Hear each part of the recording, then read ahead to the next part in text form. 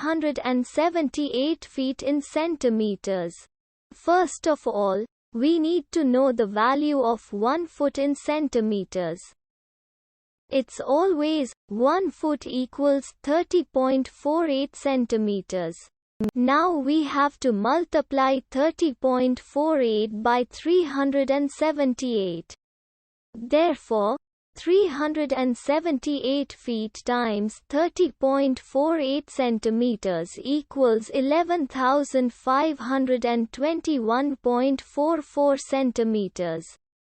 So, in other words, 378 feet equals 11,521.44 centimeters. We hope you have enjoyed this video. Please like and subscribe to our channel for more videos like this.